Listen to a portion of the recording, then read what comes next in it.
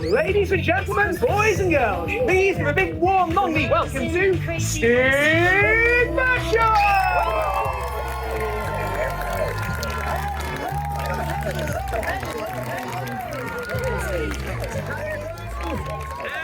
And welcome you all. Are you all having an amazing day at Longleat? Yeah! That is what I like to hear. A few dark clouds aren't going to ruin our mood, are they?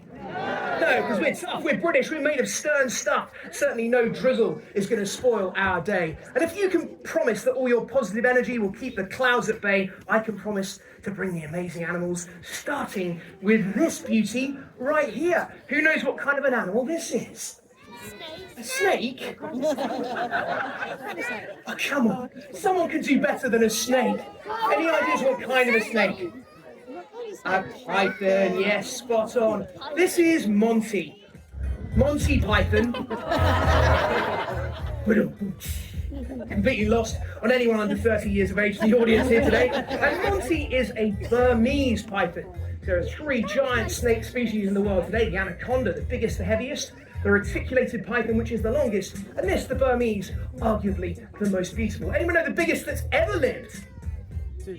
Total silence.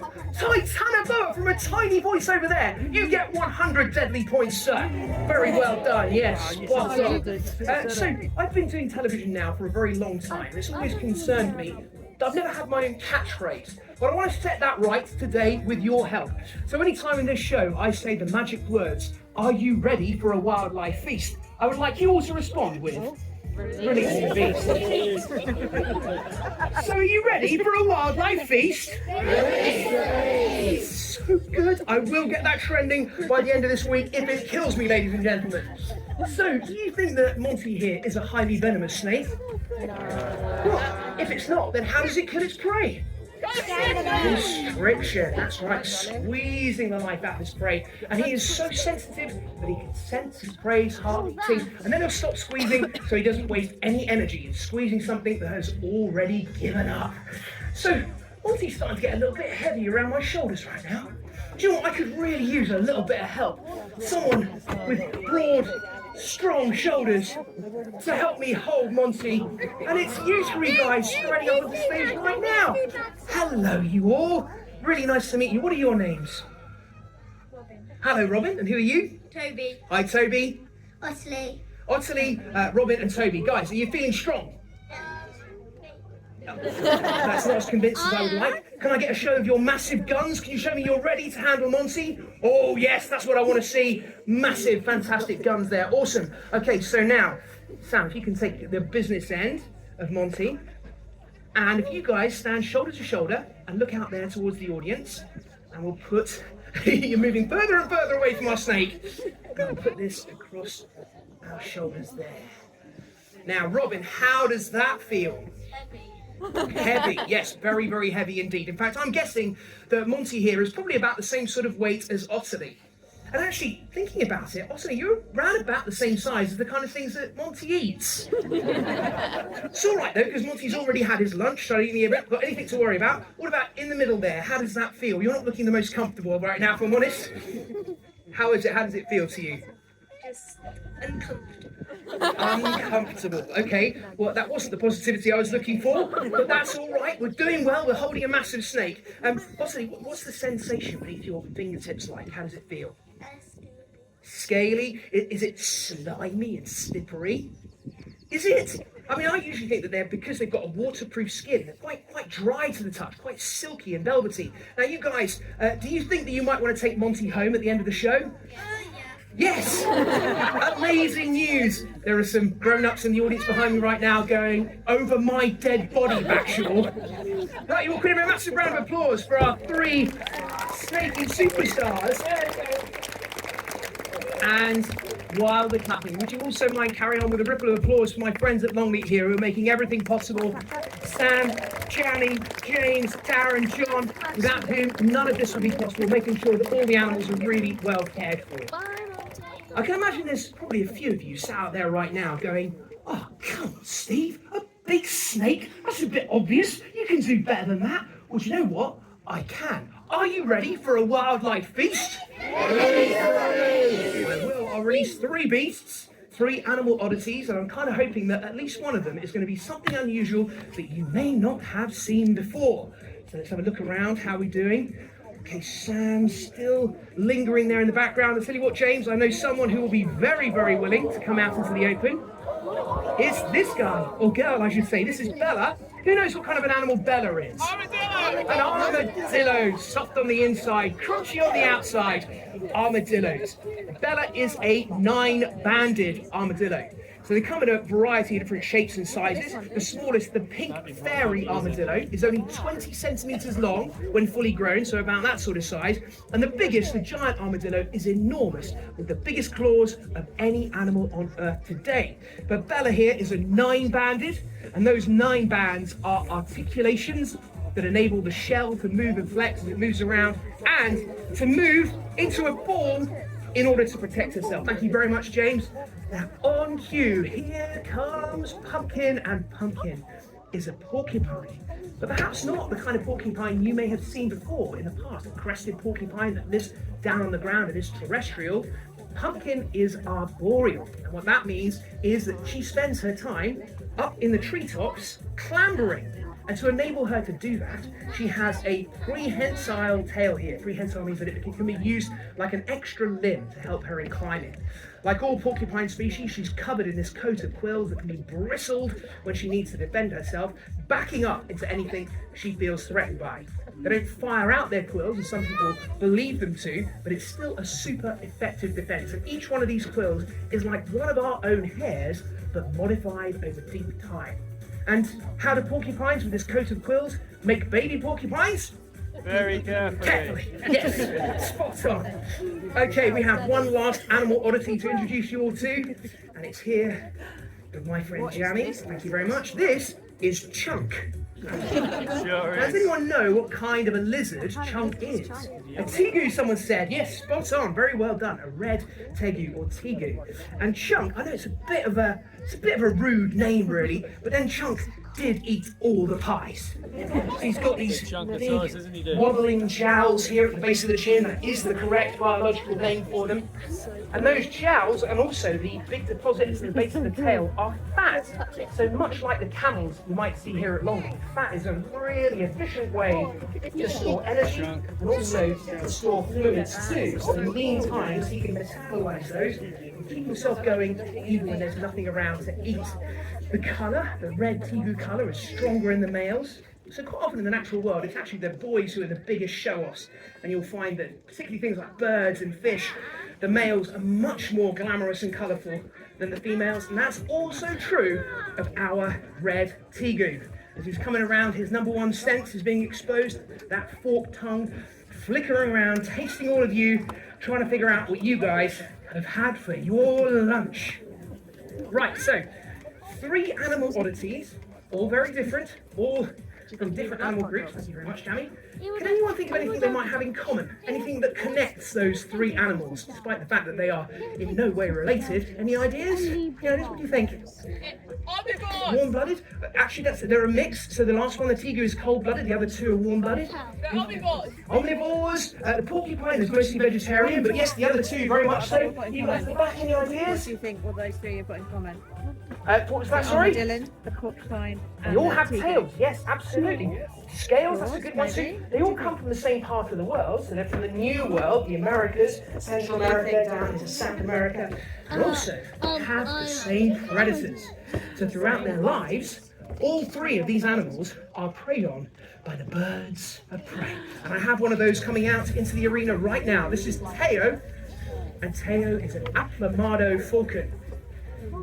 So the Aplomado is arguably the most glamorous of the birds we will have here today, with gorgeous bright orange colours, and they specialise in catching food on the wing. So twisting and turning, using their fan-like tail as a rudder, broadening it out, and then using micro adjustments to move around and catch the fastest flying bugs and birds on the wing. And in Teo comes for another pass. Perfect landing there. You'll see it's got this very, very dramatic dark moustache. It's kind of like the bird equivalent of a hipster. Oh, and perfect covering there to order. So there are very few birds that actually truly hover. Our own kestrel here in this country is the master of it. And if you're driving along a motorway and you see a bird hovering alongside the bird, it will be a kestrel, but the Aplomado can do it just as well. And they use natural things in their environment as a way of getting a free feed. So Aplomados, look at that hovering, sensational. Will follow predators like maned wolves, people on horseback, and even hang out around natural savanna fires. And as any of those things flush bugs and birds out into the open, the Aplomado will finish them off. Massive round of applause for Emily and Taya. Right, something a bit different now. We are moving to some true swamp things, some denizens of the deep. Are you ready for a wildlife feast? Now, any of you who've seen Deadly in the past will probably recognize this guy. It is an old friend of Deadly 60 and will know exactly what he is. That's right, he is an alligator snapping turtle. And this is the largest species of freshwater turtle found on Earth. Some of the marine turtles get exactly like this. But the turtles, as a group, as an animal group, are very old. They're ancient. They've been around for a long, long time. It's 220 million years, and some of them are pretty much unchanged. And any animal that is around that long and stays unchanged, you know, it's not because there's some kind of prehistoric throwback. Far from it. There's something they're doing which is perfect. And in the case of the alligator snapping turtle, I would argue that that superhero skill is laziness. It is the ability to lie on the bottom of a swamp for hours, days, weeks, possibly even months, doing nothing at all, just waiting for its prey to come to it. It has beautiful cryptic coloration, that is camouflage, and blends in perfectly to its environment, with one exception. On the tongue is what looks like a pink wriggling worm. That is a part of the tongue.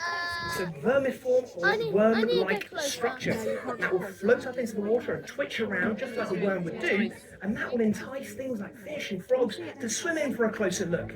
And I think we might have to go with yours, James. Mine's feeling a little bit sleepy. Let's imagine that James's alligator snapping turtle is on the bottom of a swamp, pretty much invisible apart from that vermiform lure. A fish spots it and swims in, hoping for a free meal, and this is what happens next. Chomp! So, the beak of the snapping turtle has no teeth inside it, and what it does have is a scalpel-sharp edge to it. And the one that James has got here is about 8-10 kilos in weight. The largest we ever found was 120 kilos, 10 times heavier than this one here. And one like that could bite clean through a broomstick handle. James, thank you so much. Okay, alligators. Oh well, yeah. As long as you're fucking animal and not him, he is not stealing my thunder. So clearly, alligator snapping turtle has a namesake, another kind of reptile, also found in the swamps, also particularly ancient. One of you lucky people is about to come face to face with one right now, and it's you. Hello, what's your name? Seth. Hi, Seth. Are you feeling strong? Yes. Are you feeling brave?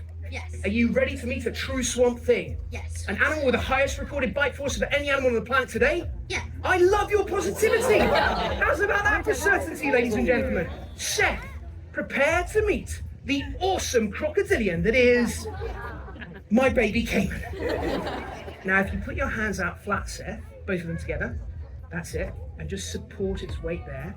How does that feel under your hands? It feels like if you got like a toy wet or something. It feels like If you got a toy I wet. don't know how it feels. It feels like That's a really good plasticky. description. It feels like plastic. Well, I promise it's real. Honestly, I wouldn't do this if it wasn't. Try the upper surface with your fingers. How does that feel? That feels much harder. That's and right. Much rougher. Yeah, that's right. So that's its armour. Those are what are called scutes. There are scales that it uses to protect itself.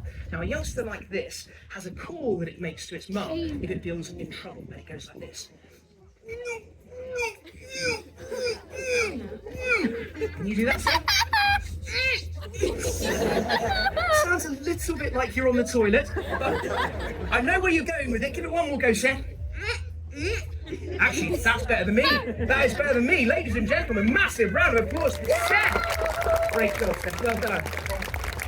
Okay, I'm going to stroll round with our spectacled caiman right now. Do you know what? He's wearing Crocs. How about that? I didn't set that up at all. So this is a spectacled caiman, which has what looks like a bridge of a pair of spectacles in between his eyes. That glowing bridge there, that's what gives it its name. The very largest, the biggest males, would be maybe 2.5 meters in length. What did you say? Obviously, just a youngster. One of the things that I find most entrancing about crocodiles is that, you know, we think of them as being these kind of malicious, man-eating, cold-blooded killers, but actually they make some of the finest mothers in the natural world. So when the youngsters are ready to hatch out of their eggs, they start making that call, and the mum will come and help them to hatch out, and then take them into her mouth and take them down to the water's edge, protected. And then for at least a year after they hatch out, she'll stay in the same area, and anytime they feel in trouble, they'll make that call and she'll come running, even if it means putting her own life at risk. It's a long way away for our impression of what a crocodile is and does. Thank you so much, Sam. Okay, next up, we are going from exotic, cold-blooded animals from far-flung parts of the world to an animal that we should be very proud to call our own, a native creature that we have right here in the UK. I'm going to need to ask everyone to stay in their seats just for a second, and please don't reach out towards the bird if it flies over your head. This is Dizzy, and Dizzy is a barn owl. So swooping down, the picture of grace and beauty. If you've ever been out in the British countryside on a summer evening and you've seen a white bird watering over farmers' fields, flying backwards and forwards, flying patterns, looking and listening down into the grasses below for things like voles and shrews and mice, it will have been a barn owl. And despite their beauty, this is a predator, and it does have secret skills, and I'd love to try and illustrate that to you all right now. So we're going to take Izzy up through the audience. Again, I do need to ask you guys to stay in your seats just for a minute or so as we try and fly Izzy over your heads. We'll try and keep as quiet as we can and see if we can hear Izzy on the wing.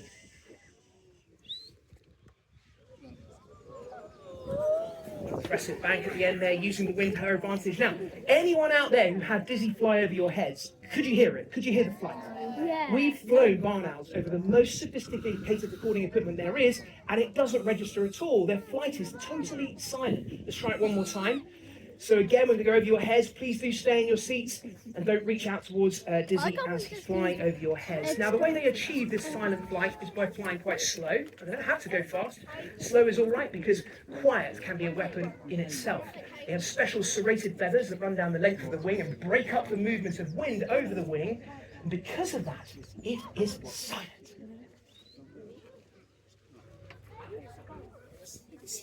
Wonderful. Almost that right in the way it flies. So if you were a vole or a mouse or a shrew, oh, somebody else has spotted Dizzy too.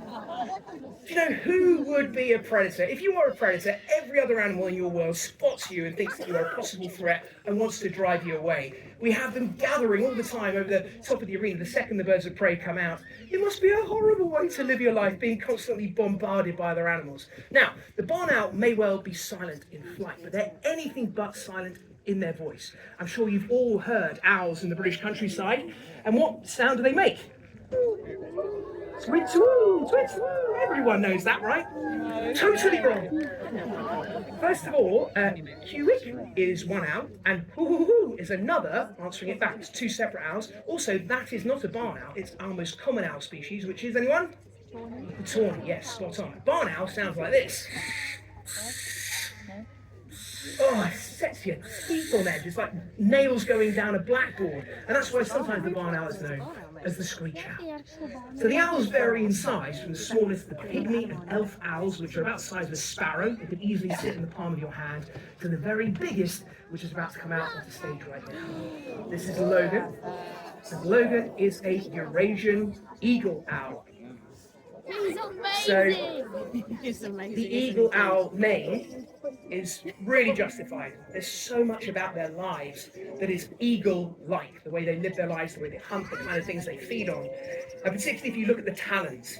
So you'll see that Emily here is wearing a specially thick glove because those stout, robust talons could easily be driven right through her hand. And he's also looking up at the seagulls, not surprisingly. And those talons, the fact that the females are about 30% bigger than this male, means they have probably the most varied diet of any bird of prey.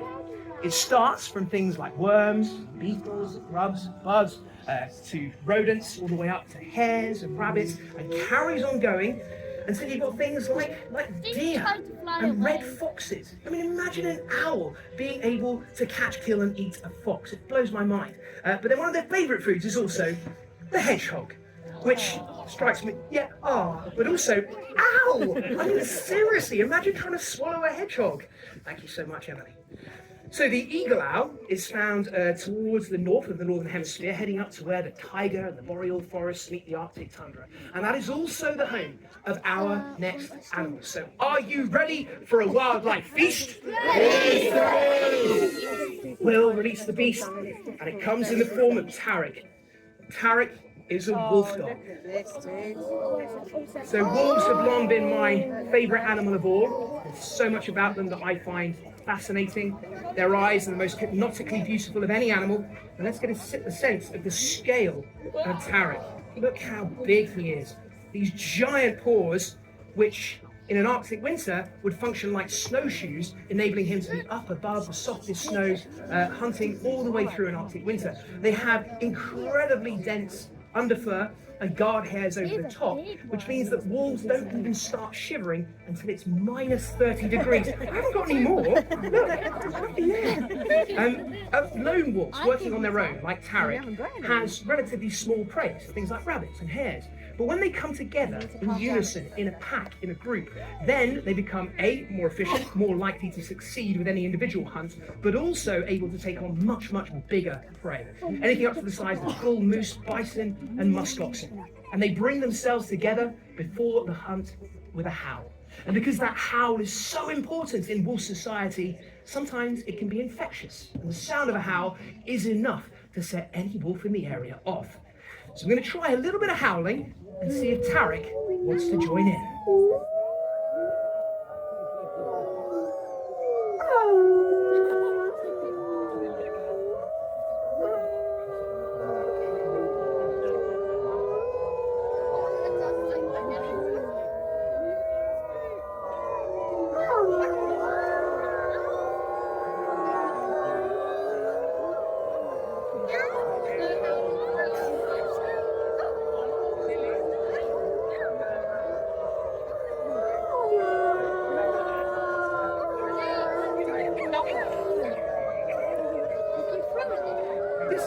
Moments where I realise quite how ridiculous my life is.